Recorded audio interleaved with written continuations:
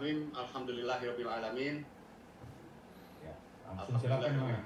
Iya. Wassalatu wassalamu ala asrofil anbiya'i wal mursalin, amma ba'du. Yang saya hormati Ustadz kita, guru kita, ulama kita, Kiai Haji Abdullah bin Nastiar atau yang sangat populer dengan A'agim. Atas nama umat Muslim Indonesia di Wellington, terima kasih banyak atas kesempatan waktunya yang telah berkenan bersama-sama kita ya, di Wellington. Ustadz sudah 4 kali ke New Zealand tapi belum sempat kita di Wellington, dan kalau Ustadz masih ingat mungkin saat dialog antar agama kami sempat bersama-sama. Oh iya. Sempat di Auckland Ustadz, bersama-sama banyak ngobrol di airport waktu itu. Mudah-mudahan masih ingat. Terima kasih sekali lagi. Kita akan langsung mendengarkan kajian dari A'agim malam hari ini mengenai iman, menjaga hati yang sabar dan ikhlas. Apakah mungkin seperti itu? Atau mungkin ada tema yang lain, kita ikut saja. Terus tambah Mas, bicaranya Mas. Terima kasih. Jadi mudah-mudahan suatu hari nanti ya, kita umat Muslim Indonesia di Wellington bisa bertemu langsung dengan A'agim, tidak hanya melalui Zoom. Karena sudah 4 kali diskusi, tapi belum pernah ketemu di Wellington. Ya, kita selalu mengikuti live A'agim yang ada di Facebook, khususnya yang terakhir wawancara dengan Pak Dubes yang sangat menarik. Oh iya. Ya, siap. Ada belum Pak Dubesnya sekarang ini? Pak Dubes, ada Ibu Dewi, terima kasih khususnya kepada Bapak Dubes yang telah memberikan, ini ada Pak Dubes, terima kasih Pak Dubes, selamat datang. Terima kasih sekali Pak Dubes yang telah membantu kita untuk bisa mendatangkan A'agim di forum ini. Mudah-mudahan apa yang kita lakukan ini akan membawa berkah dan berkah kepada kita semua. Aduh, maaf ya, ini saya ganti ruangan. Siap. Ya.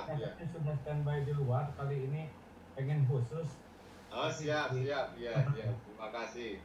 Ya, kita jamaahnya tidak hanya dari Wellington, kita ada dari Melbourne, ada dari Indonesia, ada dari Napier, ada dari Palmerston North, ada dari Christchurch, ada dari Auckland, seluruh wilayah. Masya Allah. Ya, terima kasih sekali lagi.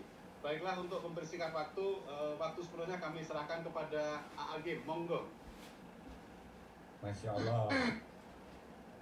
Assalamualaikum warahmatullahi wabarakatuh. Waalaikumsalam warahmatullahi wabarakatuh. Alhamdulillahirabbil alamin. Allahumma shalli ala Muhammadin wa ala alihi wa ashabihi ajmain. Semoga Allah yang menakdirkan pertemuan ini terjadi mengaruniakan kepada kita hati yang yakin kepada Allah. Amin. Karena dengan keyakinan yang mantap, hidup ini jauh lebih ringan. Karena masalah terbesar dalam hidup ini, ke Allahnya sering hanya di lisan tapi belum ajab di hati. Dan semoga kita dibuat oleh Allah istiqomah dalam situasi apapun, konsisten di dalam mencintai kebenaran, hidup dalam kebenaran, wafat dalam kebenaran. Amin ya rabbal alamin. Terima kasih, ini Bapak Ibu yang baik. Pak Tantowi, apa kabar? Alhamdulillah, terima kasih sudah memenuhi undangan kita. Ini awal dari kedatangan AA dalam waktu yang tidak lama lagi ke sini. Amin. Ya, Vira tuh yang obrolan dengan Pak Tantowi menginspirasi banyak orang. Mantap perkataannya, Alhamdulillah ya. Baik. Tadi minta judul apa nih Pak pembawa acara? Iman menjaga hati yang sabar dan ikhlas. Nggak tahu apakah dibalik hati yang sabar dan ikhlas menjaga iman. Ganti aja. Ya, ikut aja lah kayak gitu. Siapa yang Ramadannya sukses? Siap, monggo. Itu harus judul yang lebih sederhana supaya saya bisa ceramahnya sederhana. Jadi begini, saya ulangi sedikit ya, kenapa umat Islam khususnya di Indonesia kok belum seindah ilmu agama yang dipelajari. Malah di Selandia Baru lebih bersih, lebih disiplin. Penyebab pertama, umat Islam di Indonesia dan mungkin sebagian kita juga kurang belajar tentang indahnya Islam. Bagaimana kita bisa mempraktekkan kalau kurang belajar? 2, itu ada tuh orang pesantren, kuliah di IAIN, kerja di Departemen Agama, tapi kok juga belum kelakuannya, padahal dia sarjana agama. Ada yang kedua penyebabnya.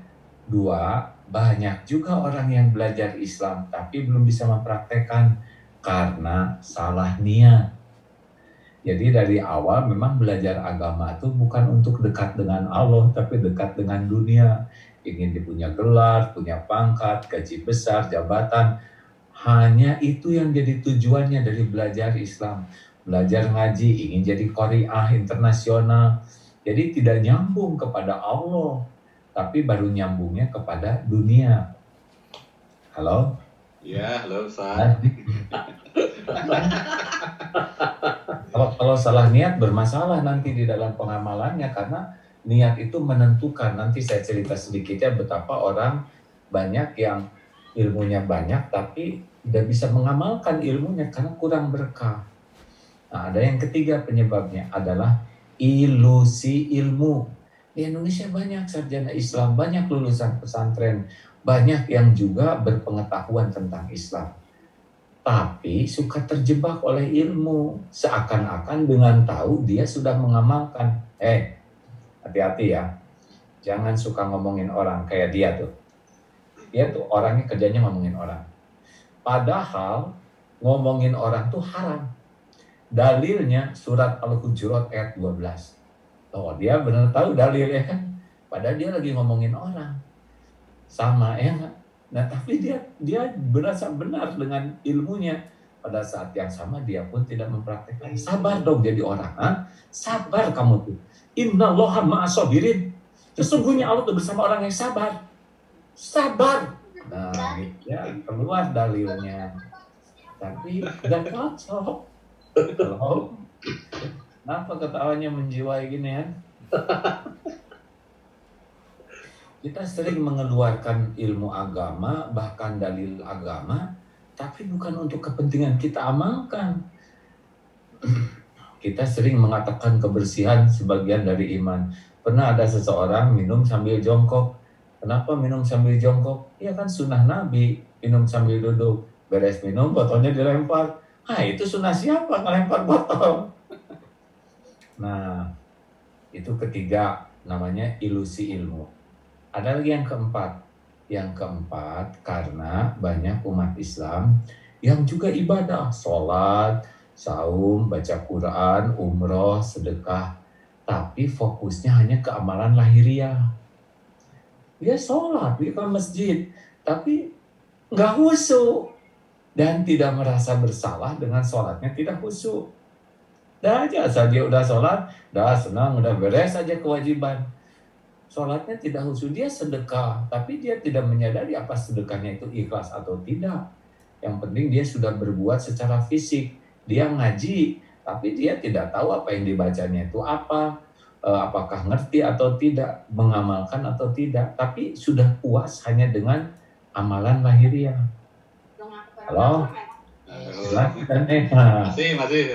Ini teruskan, jangan, saya tidak nyindir siapa-siapa ini hadirin.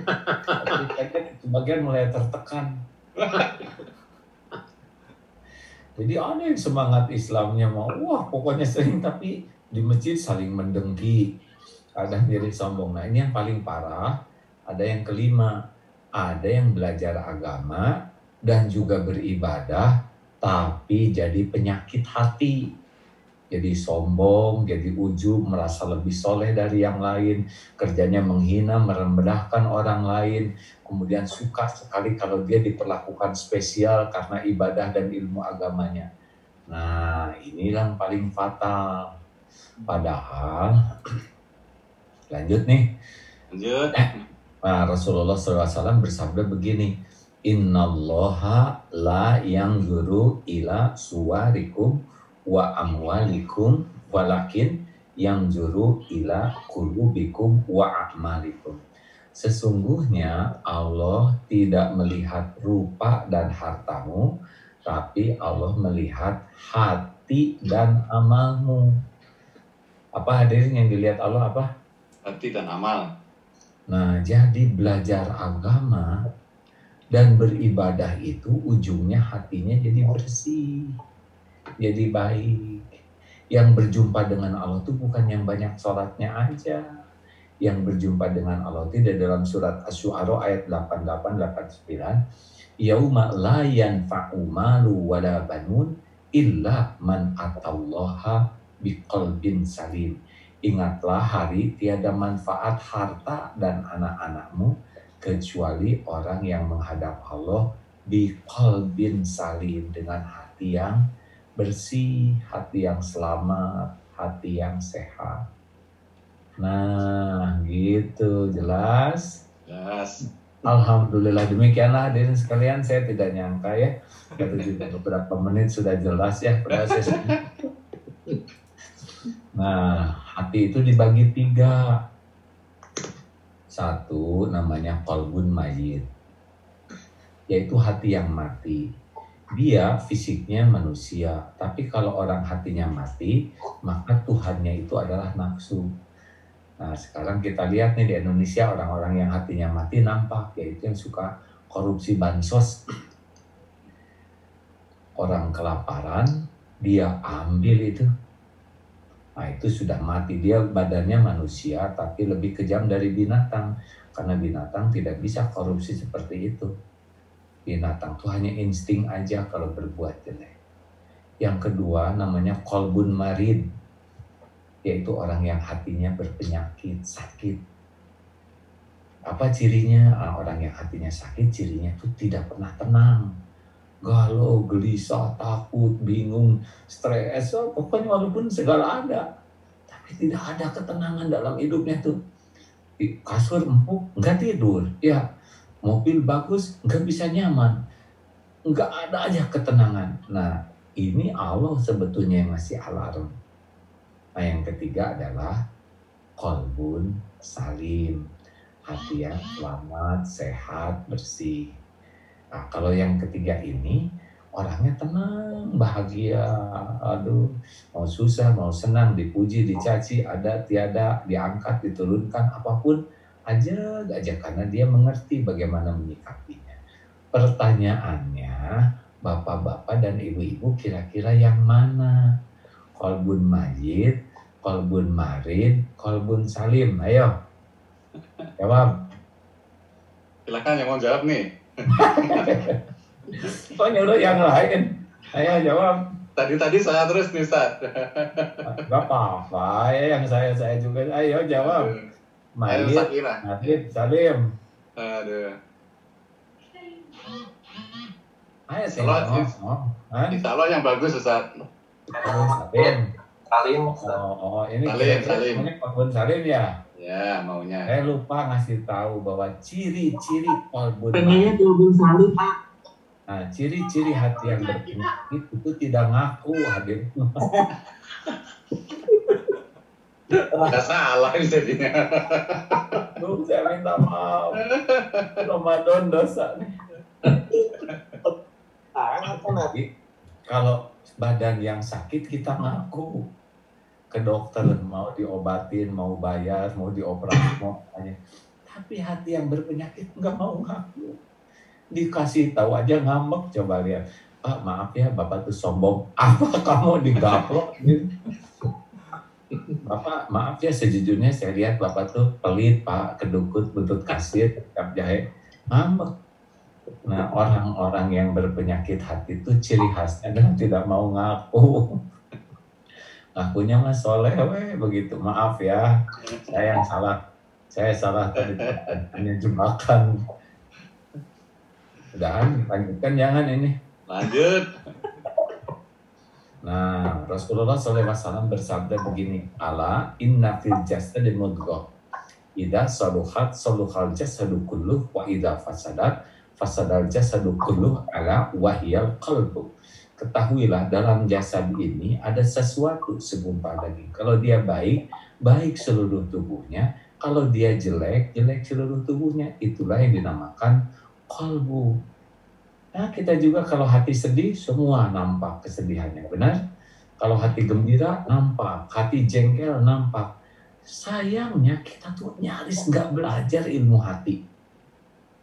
Padahal itu intisarinya dalam hidup kita. Nyaris kita nggak mengerti gimana hati kita. Taunya hati itu ketika sakit hati, ya nggak? Patah hati. Halo, betul tidak nih? Dengar. Coba di Selandia Baru ada nggak pelajaran ilmu hati? Ada, Ustaz.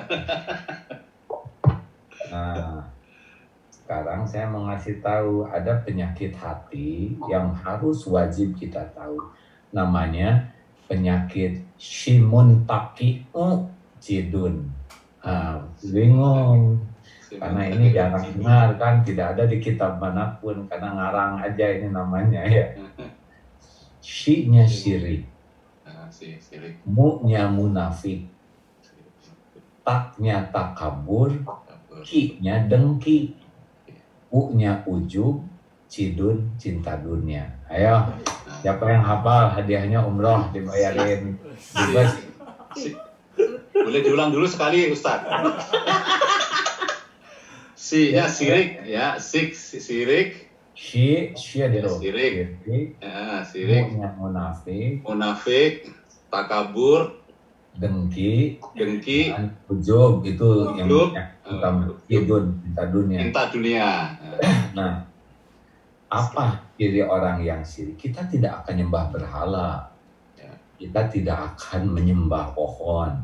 Insya Allah kita bebas lah dari syirik jali seperti itu.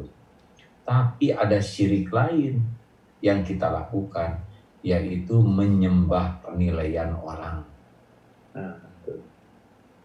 Ingin dipuji, ingin dikagumi, ingin diperlakukan spesial. Jadi semua yang kita lakukan itu tidak ada ikhlasnya, karena tujuannya adalah orang. Nah, berarti kita sudah menuhankan. Karena dalam Islam itu inna sholati wa nusuki wa mahyaya wa mamati lillahi rabbil alamin. Nah, saya harus jelaskan dulu. Siapa sih, apa sih disebut syirik? Syirik itu kan menyekutukan Allah, ya. Jadi menganggap jadi tujuan hidupnya itu adalah selain Allah.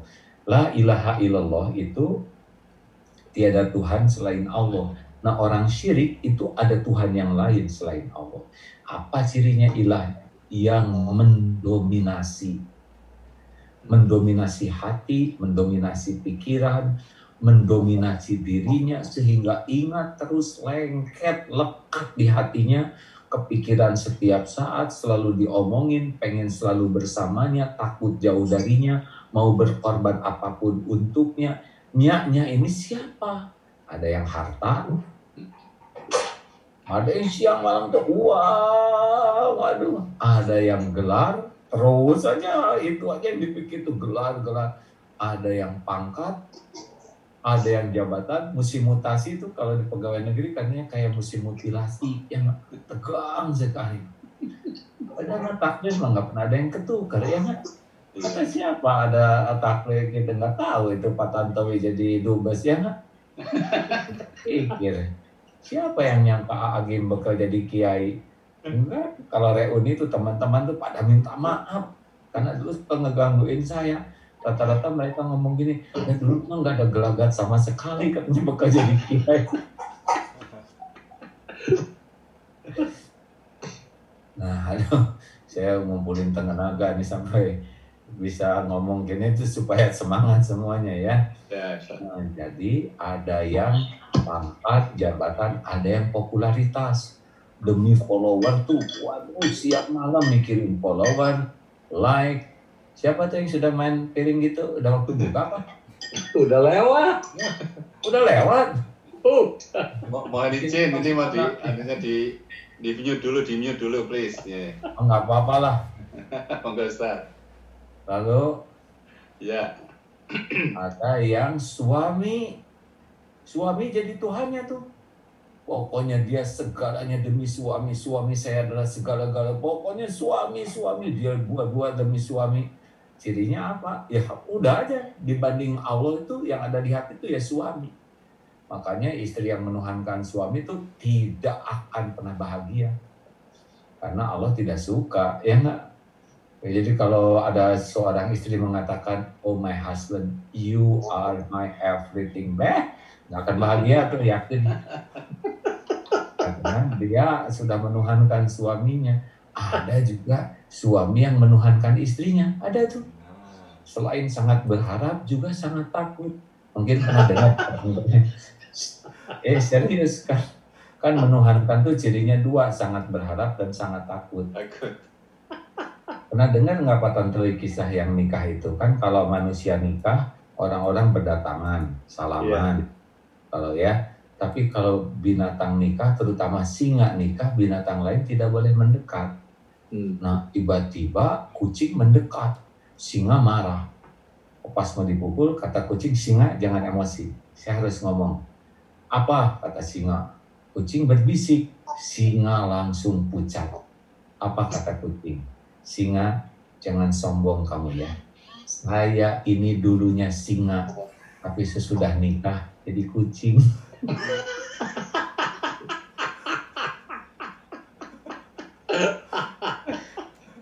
Ini yang tertawanya lebar ini kucing semua nih.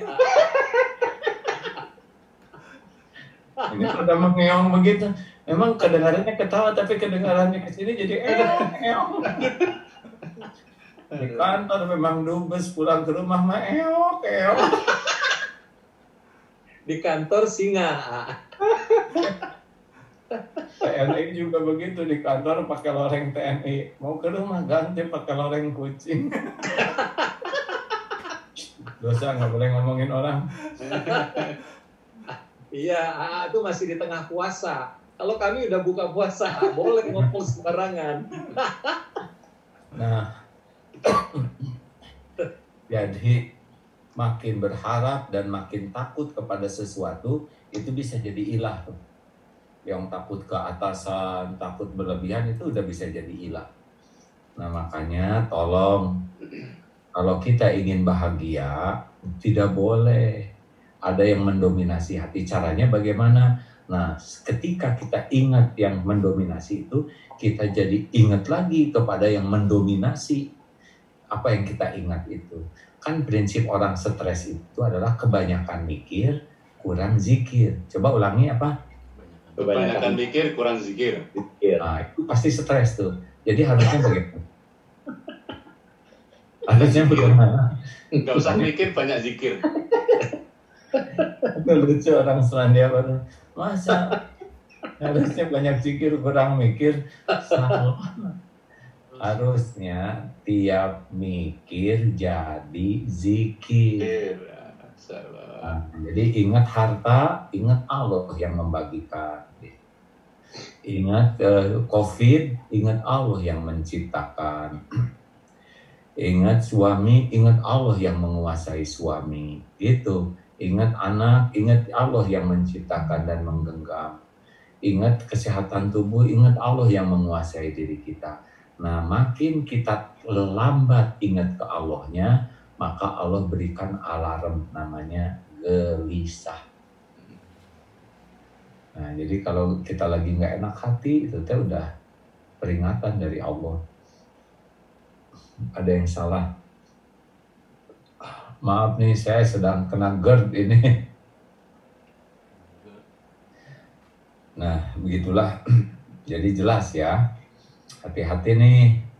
Pak Tantowi nanti mau dires di mana? Udahlah, ada Allah yang ngatur, nggak usah dipikirin. Pertama, belum tentu panjang umur, ya kan? Oh, maaf, betul. Yang kedua, hanya Allah tahu yang mana yang terbaik. Betul tidak? Betul. Mending istiqoroh, ya Allah, tempatkan saya di mana yang paling Engkau ridhoi, yang membuat saya bisa dekat denganmu, yang membuat saya bisa manfaat bagi makhluk-makhlukmu. Itu aja. Karena prinsip hidup ini kan cuma dua, kepada Allah hamba. Jadi kita lakukan semuanya sebagai ibadah kepada makhluk-makhluk Allah, rahmatan lil alamin. Cuman itu kan hidup kita tuh, ya. Kepada pencipta kita, dialah Tuhan kita, sehingga apapun yang kita lakukan adalah ibadah, dan kepada makhluk-makhluk Allah, kita khairun nas anfa'uhum linnas, terus berbuat yang terbaik. Tapi kita berbuat yang terbaik bukan untuk dipuji, bukan untuk dikagumi, bukan. Kita berbuat yang terbaik adalah Itu ibadah kita kepada pencipta kita. Jadi simpel sebetulnya hidup mah. Rezeki ke hari itu mah nanti ngikut sendiri kok. Ada yang ketukar. Ini kan potret banyak nih, nggak ada yang ketukar-tukar tuh, jodoh nggak ketukar, rezeki nggak ketukar, semuanya, covid nggak ketukar juga. Walaupun perang, yang meninggal tetap aja yang ditetapkan Allah. Peluru kan ada NRP-nya masing-masing. Jadi sebetulnya lebih simpel lah, makanya jangan sampai kita ada yang mendominasi di hati selain Allah. Kalau ada itu, segeralah ditutup dengan banyak zikir, ya, banyak istighfar, banyak minta ampun. Nanti dia akan lama-lama kendor, dan kalau makin kendor kemelekatan ini kita makin kenal. Jelas hadirin sekalian? Insyaallah. Ini penting nih ibu-ibu kalau ingat suami, suami ada. Saya pernah ceramah, coba ibu-ibu yang sudah sepuh, ada yang suaminya meninggal, ada sudah berapa tahun? 16 tahun. Hah? Suami meninggal 16 tahun, ibu masih hidup? Masih makan? Masih ada rezeki? Masih, berarti bukan suami ibu. Iya ya, benar juga, bukan suami, memang bukan. Kalau suami pemberi rezeki, suami meninggal, ibu ikut meninggal. Nggak usah terlalu cinta sama model, apalagi model-model ini mas suami ini berat lah ya. Yang kan membahagiakan istrinya, mereka juga susah bahagia. Lanjut. Beda ya ceramah di tempat orangnya udah buka dengan ceramah yang di tempat yang belum buka. Lanjutkan. Yang kedua adalah munafik. Orang munafik itu adalah orang yang dua muka. Lihat botol minuman kalau di Indonesia ya kan 5.000 itu satu botol. Selandia Baru mahal ya. Kemudian kalau isinya diganti dengan jus itu ternyata jadi 20.000 tuh. Diganti dengan madu isinya 100.000 rupiah. Jadi yang merubah tuh isi, bukan casing. Ganti dengan comberan, udah nggak ada harga. Nah ya di sebuah negara, saya nggak nyebut Indonesia ya, sebuah negara ada orang yang casingnya luar biasa, tapi ya kejeduk tiang listrik aja jadi ke penjara, ya nggak? Kenapa nih? Isinya. Saya nggak ngomong apa-apa ya selain betul ya. Kenapa? Karena isi, benar? Nah, orang-orang munafik itu dia sangat sibuk dengan casing, sangat sibuk dengan penampil. Bukan tidak boleh ya. Kita casing udah dibagi oleh Allah, tapi jangan sampai kita ketipu seakan-akan casing ini diri kita. Diri kita ya diri kita, bukan mobil, bukan gelar, bukan pangkat, bukan penampil. Diri kita tuh ini, benar? Nah, saya anak tentara. Jadi saya sudah melihat hidup sebagai anak tentara. Aduh itu kalau komandan dia dihormat, apalagi kalau di defile, sini. Padahal begitu dihormat,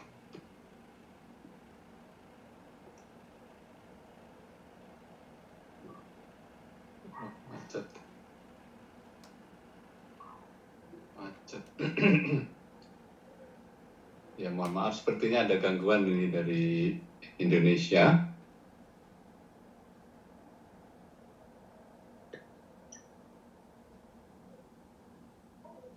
baik, jelek tuh pada tobat ya. Mohon izin, AA tadi sempat macet sedikit, mungkin bisa diulang dulu. Oke, yang mana yang diulang nih? Nah, ini kurang kedengar karena nggak dengar jadi kita nggak tahu. Ada macet sedikit tadi. Gini. Ya, nah itu kita nggak ya. Ya, sekarang aja gini lah ya udah puas. Jadi ada orang yang ketipu oleh casingnya, seakan-akan dia tuh hebat tuh karena pangkatnya. Itu kan cuma topeng, benar? Nah, nggak apa-apa punya pangkat, punya jabatan seperti duta besar kan. Duta besar Republik Indonesia yang berkuasa penuh tapi tidak berdaya atau apa namanya. Nah, tidak lama kan casing itu betul tidak? Nah, sama kiai juga, kiai itu casing itu. Ada kiai su, ulama su, ada ulama beneran. Nah makanya kalau orang sibuk dengan topeng dan lupa isi, itulah namanya munafik. Gak apa-apa casing bagus, memang udah takdirnya, tapi berjuang supaya isinya lebih bagus.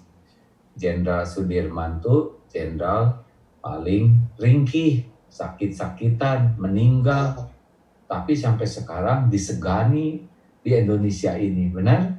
Karena isinya lebih bagus dari casingnya. Berapa banyak yang sekarang casingnya masih bagus tapi udah disebelin orang karena isinya. Nah, marilah Ramadan ini kita benar-benar nggak apa-apa casing udah terserah Allah lah, ada yang bikin kaya, bikin ini terkenal, tapi berjuanglah supaya isi kita tuh lebih bagus daripada topeng kita. Sepakat hadirin? Maka Namun ini kita aja ya. Kenapa kita dihargai orang lain? 2 sebabnya. 1, karena Allah ngasih casing. Dan yang kedua, Allah nutupin isinya. Allah nutupin aib, kejelekan, kekurangan, kemaksiatan. Kenapa Agim diundang ke sini? Karena Allah memberikan kepada saya casing sebagai kiai, dan Allah nutupin aib-aib saya, dosa-dosa saya, kejelekan saya. Jadi orang mau dengar.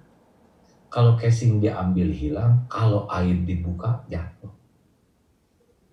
Benar? Pak Dubes? Benar. Nih? Halo Pak Dubes?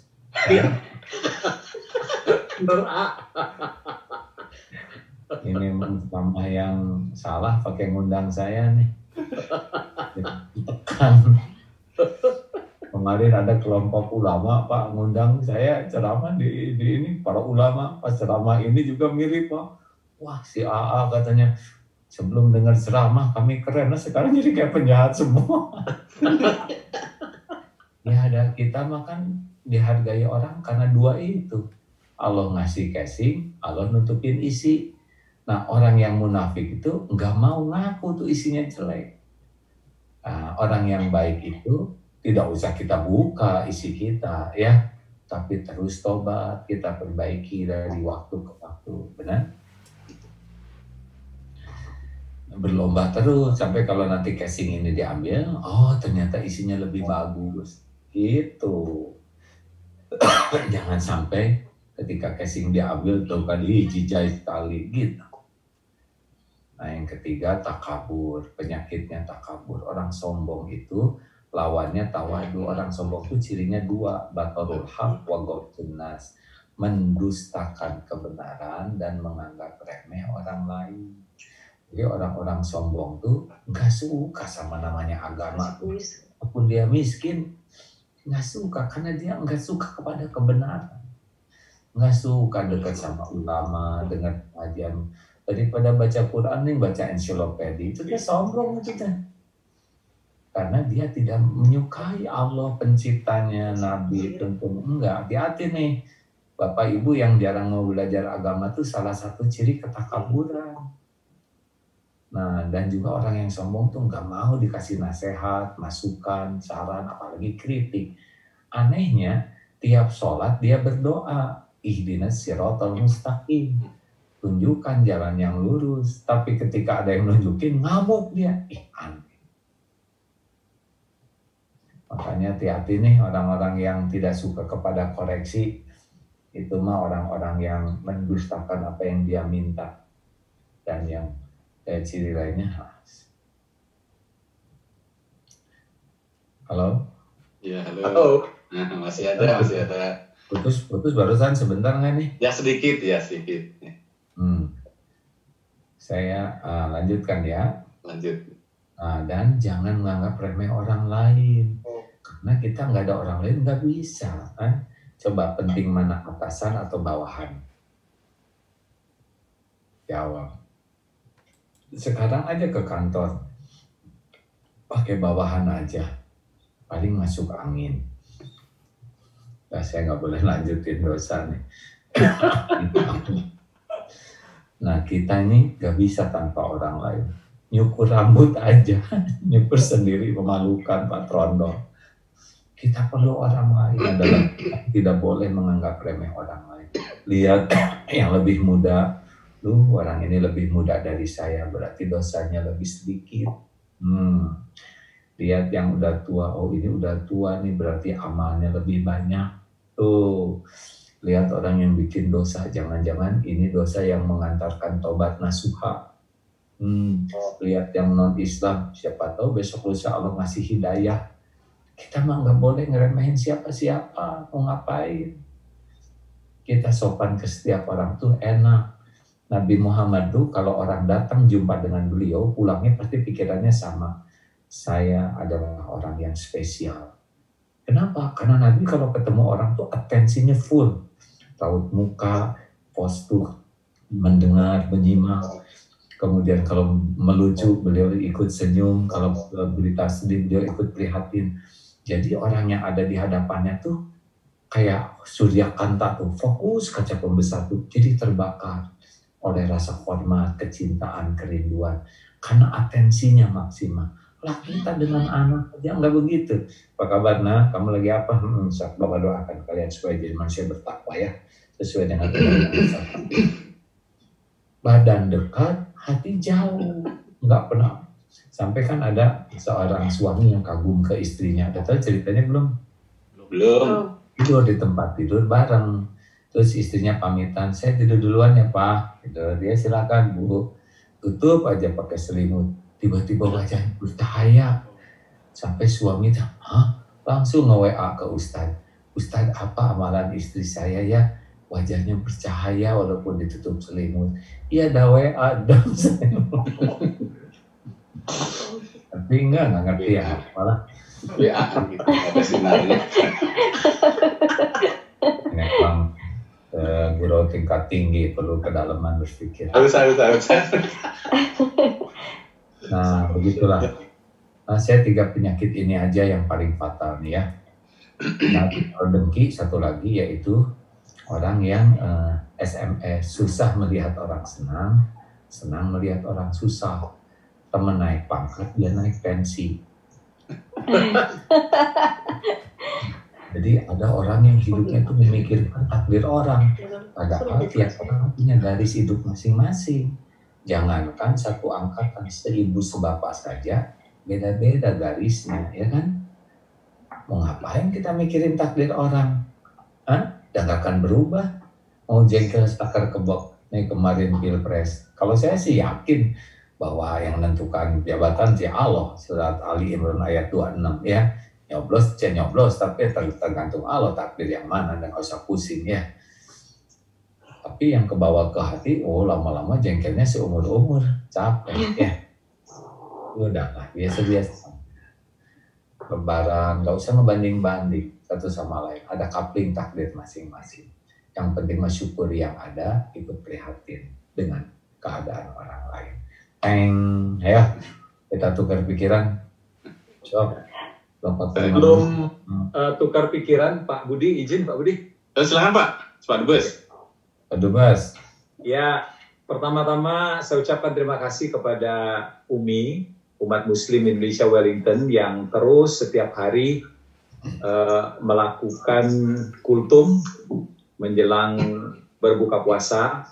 Khusus buat AAGIM ini pertama kali kita laksanakan setelah buka puasa. Terima kasih untuk kerjasama apiknya dengan KBRI Wellington, sehingga forum ini bisa terlaksana secara rutin setiap hari. Yang kedua, saya ingin mengucapkan terima kasih kepada segenap umat Muslim Indonesia di Selandia Baru, dimanapun Anda berada, yang terus secara aktif mengikuti acara ini. Saya terus perhatikan banyak yang rutin, tapi ada beberapa juga yang para pendatang baru. Alhamdulillah, terima kasih. Nah, yang ketiga, teristimewa, saya ingin mengucapkan terima kasih kepada AAGIM yang sudah memenuhi undangan kami. Kami tahu waktu AAGIM ini sangat padat, namun tetap bisa mengatur satu hari pertemuan, dan alhamdulillah terlaksana pada hari ini. Saya yakin dan percaya bahwa apa yang tadi sudah di-sharing oleh AAGIM itu secara bercanda, tapi masuk ke hati kita pikirkan, dan insya Allah itu akan merubah pola pikir kita dan pada akhirnya akan merubah pola tingkah laku kita.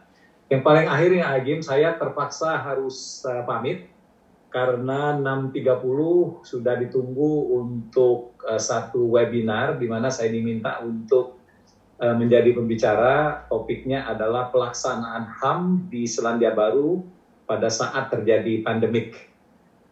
Jadi mohon maaf, saya tidak bisa mengikuti forum ini sampai dengan selesai. Demikian Agim, billahi taufiq wal hidayah. Wassalamualaikum warahmatullahi wabarakatuh. Waalaikumsalam warahmatullahi wabarakatuh. Selamat bertugas Pak Dubes, kita akan selalu berkomunikasi. Jadi kapan mulai dibuka ini Selandia Baru? Belum ada pengumuman resmi, tapi rasanya paling cepat awal September baru ada tanda-tanda Selandia Baru ini dibuka. Dan kalaupun dibuka, negara pertama yang akan dibuka itu adalah dengan Australia terlebih dahulu. Dan diikuti oleh beberapa negara Pasifik. Baru setelah itu, setelah dianggap aman, negara-negara lain itu, barulah pintu itu dibuka. Ya, kita berharaplah Indonesia ini masuk dalam kategori negara yang aman, sehingga border untuk Indonesia segera dibuka. Agar supaya Hakim bisa datang ke sini dalam tahun ini juga. Amin. Ya. Sudah hampir setengah 6. Ya. Setengah 7, silakan. Oke, yo. Selamat jalan ya. Yo, Assalamualaikum. Waalaikumsalam. Agim, ini sudah ada beberapa pertanyaan yang melalui chat. Boleh saya bacakan satu persatu atau satu dulu langsung dijawab? Satu-satu aja. Satu-satu, ya siap. Pertama ini adalah bagaimana agar kita memiliki kolbun salim seutuhnya tanpa ada kombinasi kolbun marid sama kolbun mayit. Ya rahasianya harus punya tekad. Ingin nggak punya hati bersih, karena tidak semua orang bertekad punya hati bersih. Orang banyak yang punya tekad, rambut bersih, wajah bersih, badan bersih, rumah bersih, tapi belum tentu punya niat hati bersih. Nah, pertanyaan pertamanya punya keinginan nggak? Pertemuan akal ini sebetulnya arahnya itu, cuma ngajak ada sesuatu yang sering kita abaikan, yaitu hati. Yang kedua, belajar. Pertanyaannya berapa banyak belajar tentang hati? Nah, belajar ilmu hati itu cirinya adalah belajar tauhid, belajar tentang asma wa sifat Allah, nama-nama Allah, sifat-sifat Allah, dan tazkiyatun nafs namanya, belajar tentang membersihkan hati. Ada di internet banyak sekarang ya. Suka nggak? Kalau orang nggak belajar tentang mengenal Allah, dia tidak bisa. Karena ikhlas itu, hati bersih itu karena yakin ke Allah. Syukur itu karena yakin ke Allah. Sabar itu karena yakin ke Allah. Ridho itu karena yakin ke Allah. Jadi kalau orang tidak mengenal Allah, pasti yang jadi sandarannya adalah selain Allah. Kalau sandarannya selain Allah, udah pasti berita, itu udah pasti. Udah di broadcast belum yang ceramah bahasa Inggris AA itu tentang hati yang tenang? Nantilah AA kirimkan itu ya. Ya, siap, nanti kita share ke semua ya. Siap. Kalau lagi belajar bahasa Inggris sebelum ke Selandia Baru nanti. Kalau udah di sini dulu, jadi 2 menit aja ceramahnya. Saya sudah mendengarkan itu, insyaallah. Ya. Oh iya, bagus. Yang ketiga namanya riyadhah. Jadi ilmu hati ini tidak bisa hanya dengan belajar, tapi harus dengan terus latihan tersakiti, latihan menghadapi kepahitan, latihan mengendalikan amarah, dan tiap hari kita berlatih terus ya, sampai nanti kita bisa mengontrol diri kita. Kayak ada orang ngomong jelek, kita udah tahu SOP-nya, oh saya syukur, saya tidak jadi dia. Kalau ada yang menghina kita tuh kita alhamdulillah, saya bukan dia. Yang kedua, oh Allah ngasih pelajaran nih dari orang ini supaya saya tidak bersikap seperti dia. Oh, ini evaluasi saya, jangan-jangan saya pernah berbuat jelek ke orang lain. Jadi sebuah kejadian tuh kalau udah tahu SOP latihannya, kita jadi dapat manfaat banyak. Kita dihina, kita ditipu dan sebagainya tuh, kita dapat nilai tambah yang besar. Jadi riyadhah. Dan tentu yang keempat adalah kekuatan ibadah dan doa ya, karena Allah yang membolak-balik hati. Terima kasih. Selanjutnya nih Ustaz, Agim ya. apa hubungannya antara hati dan nafsu? Dalam masalah hati ada kolbu marid sama salim, sedangkan kalau tidak salah pada nafsu ada amarah bisu, laumawah dan mutmainah. Bagaimana korelasinya? Mohon penjelasan. Jadi memang Allah sudah menciptakan software pada diri kita, ada amarah, ada nafsu lawamah, ada nafsu amarah. Yang penting kita pelajari dan kita bertahap latih itu saja ya. Kita pemarah tidak nih, oh berarti dilatih mengurangi menahan marah, latihan tidak sakit hati, latihan tidak meledak, kalau jengkel lebih banyak diam. Begitu, kita banyak keinginan, oh kalau gitu dilatih mengurangi keinginan ya. Nggak terlalu rumit sih, yang paling penting mau nggak belajar dan berlatih gitu. Ya. Masalahnya kan tidak punya tekad, tidak belajar dan tidak berlatih. Hasilnya ya udahlah, bisa rasakan sendiri. DTA, derita tiada akhir. NSL, melangsa selama-lamanya. Ya. Baik, selanjutnya ini ada bagaimana cara membiasakan hati dan pikiran untuk berpikir sederhana dan ingat Allah. Terima kasih. Jadi kalau orang udah kenal Allah ya, satu-satunya yang paling sulit itu adalah lupa ke Allah. Sebab semua yang kita lihat, kita dengar, kita rasa pasti adalah ciptaan Allah. So, kalau kita mau nyebut, saya ingin ingat ke buatan Jepang. Ya, saya ingin ingat Jepang, lihat Toyota Jepang, Honda Jepang, Daihatsu Jepang, lihat jam Seiko Jepang, Sharp Jepang. Hanya dengan niat melihat buatan Jepang aja, kita jadi ingat ke Jepang terus, betul? Nah sekarang kita saya ingin lihat buatan Allah. Sekarang mana yang bukan ciptaan Allah, betul tidak?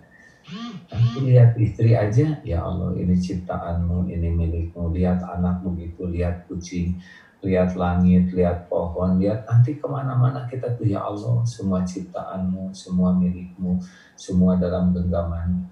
Asal dengan satu niat awal aja ingin melihat ciptaan Allah. Udah pasti zikir itu. Nah cuman terhijab kita lihat lukisan, dipuji pelukisnya. Duh ini lukisan hebatnya, tapi lihat alam nggak ingat ke Allah. Lihat boneka yang lucu, robot-robotan dipuji insinyurnya. Lihat anak yang mainin boneka nggak muji itu ke Allah. Atau ada patung Madame Tussauds itu ya, patung lilin. Lihat ini patung luar biasa yang bikinnya ya, mirip sekali dengan manusia. Dipuji habis-habisan yang bikin patung lilin. Nah lihat orang yang diajak ngobrol, enggak muji ke Allah ya kan? Aneh. Harusnya kan aneh, loh kamu bikinan siapa? Harusnya gitu. Nah itu namanya hijab. Karena kalau nggak salah, nanti masih ada satu yang belum dijelaskan mengenai ujub ini. Apa mengenai ujub itu, Ustaz? Nah, ujub itu adalah menuhankan diri. Ujub itu dia merasa semuanya itu adalah hasil jerih payahnya. Jadi sesudah saya berjuang maka semua beres. Ini dengan ilmu dan pengalaman saya. Orang ujub itu nggak ada Allahnya, yang ada tuh sayanya. Tapi baru berhenti ngomong saya kalau udah kena COVID ya. Siap, ya betul. Ya, orang ujub tuh kalau udah ngobrol pakai saya aja. Karena dia sudah tidak ada lagi yang dianggap memberi dan kuasa selain dirinya. Dulu sebelum ada saya semua dalam kegelapan. Sesudah saya datang semua sekarang nurut sama gitulah ya. Dan itu tuh enak sekali bagi orang yang mendengar. Ini ada lagi bagaimana cara mendidik hati istri agar taat suami? Ini dari suaminya model apa yang pantas ditaati? Dari suami kayaknya ini. Enak aja. Para suami dengar ya. Istri nurut sama suami, Allah yang membuat balik hati. Suami kalau ingin istrinya nurut harus banyak tobat. Tuh kan pada merengut gitu. Salah saya apa? Ya salahnya itu nggak ngaku ya. Jadi kita nggak bisa ngebulak-balik hati orang. Allah yang bisa ngebulak-balik. Suaminya harus banyak tobat. Saya tuh bener nggak jadi suami. Saya ngedidik enggak.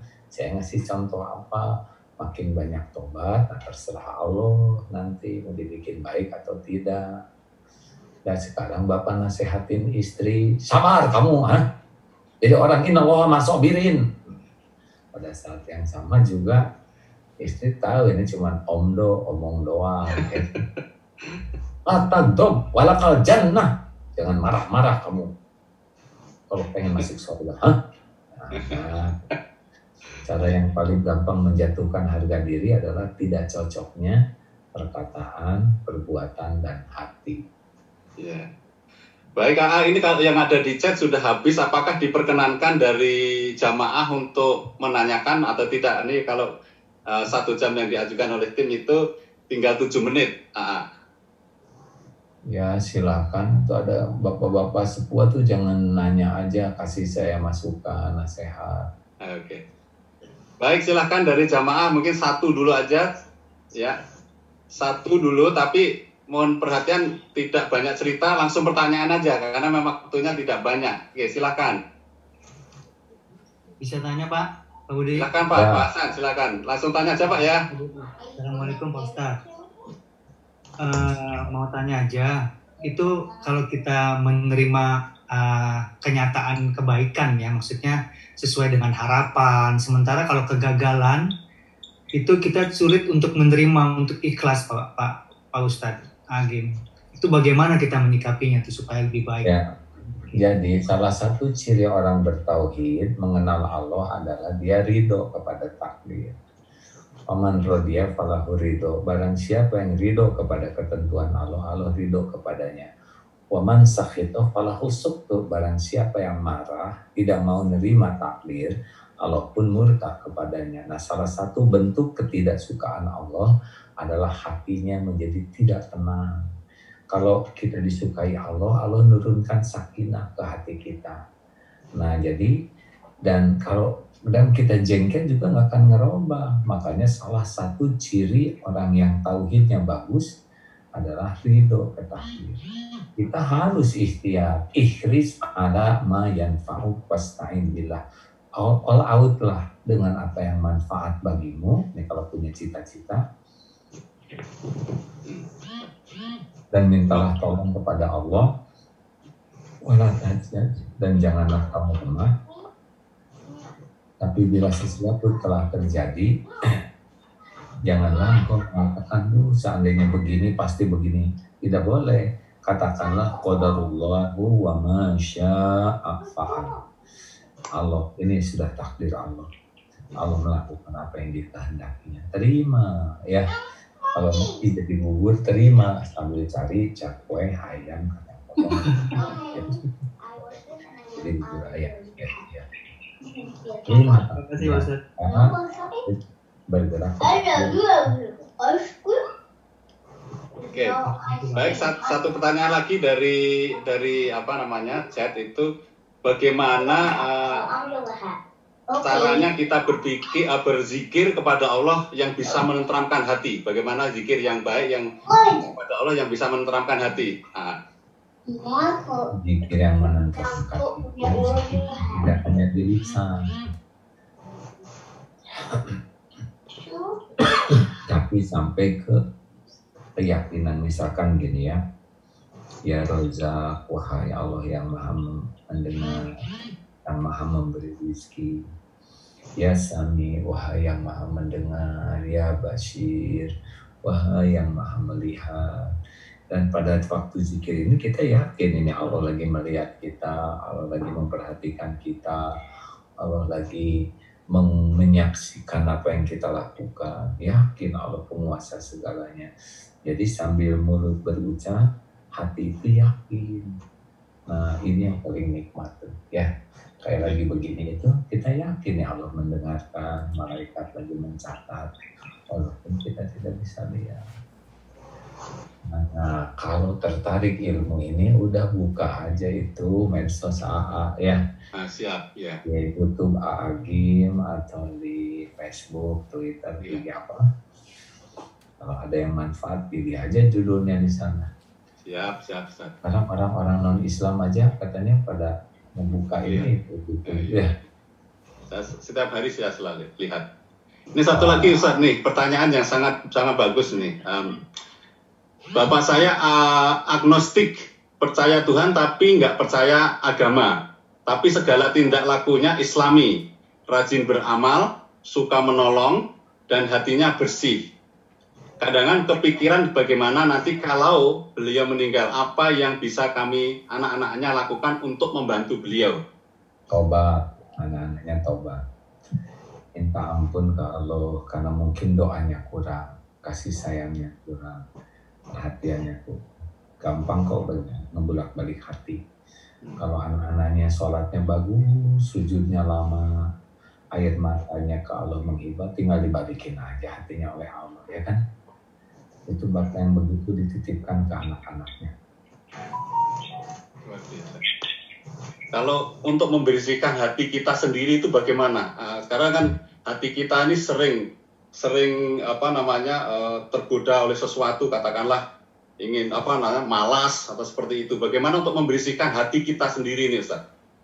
Udah dibilangin dari tobat. Tobat lagi ya. 5A. Ini 5A ya. 1, tekad kuat dan bulat. Ini hati bersih. 1 harus ada tekad kuat. Yang kedua, perbanyak obat. Yang ketiga, jauhi maksiat sekecil apapun. Yang keempat, tingkatkan taat. Sholatnya ditambah, ngajinya ditambah, zikirnya ditambah. Yang kelima, tebar manfaat, sedekah yang banyak. Tolong. Ya, terima kasih. 1 bisa. atau 2 lagi boleh nggak pertanyaan?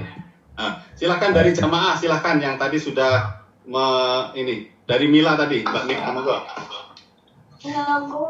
Oke. Saya ini nggak lihat apa yang kata dokter nih. Karena ada guru bahasa Inggrisnya.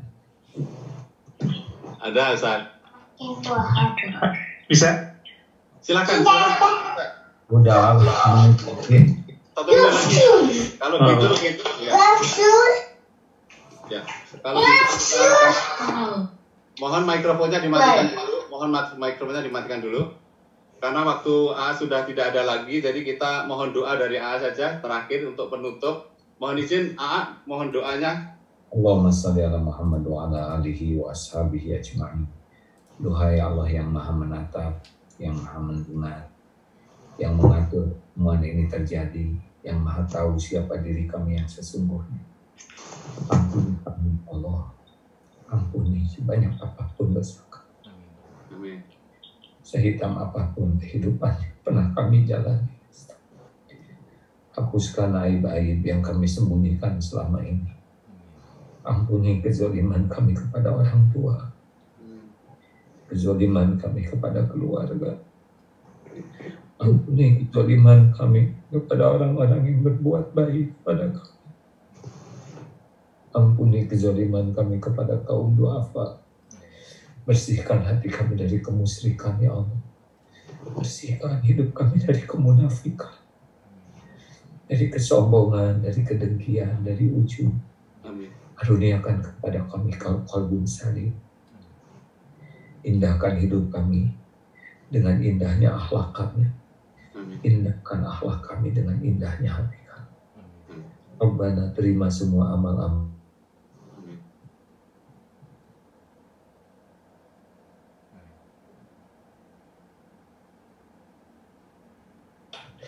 Terima kasih. It's time to say goodbye to you. Thank you for everything. Terima kasih. Ada beberapa ceramah ringkas dalam bahasa Inggris. Kalau nanti siapa Pak Sobarno atau siapa yang bisa membroadcast, mudah-mudahan. Siap, nanti kami akan broadcast ya. Siap. Nanti akan saya minta ke Ibu Umi. Ya, terima kasih. Ada Sekali lagi koreksi. terima kasih Agim atas kesempatannya. Mari kita berdoa semua untuk kesehatan Agim. Semoga dijauhkan dari penyakit, ya, selalu diberikan kesehatan. Ya, mudah-mudahan di lain waktu kita bisa berjumpa lagi, mendapatkan siraman rohani dari Agim. Saya kira kita tutup perjumpaan kita sore hari ini dengan bacaan Alhamdulillahirabbil alamin. Sekali lagi terima kasih. Assalamualaikum warahmatullahi wabarakatuh. Terima kasih, A. Salam. Makasih ya, A. Makasih Amin. Makasih, A. Makasih. Makasih ya. Ya, terima kasih semuanya. Terima kasih, A. Terima kasih semuanya. Terima kasih Agim dan saudara-saudara semua. Terima kasih tim AA. Terima kasih semuanya. Mohon maaf yang belum bisa bertanya. Nanti mudah-mudahan kita ada rezeki untuk bisa mengundang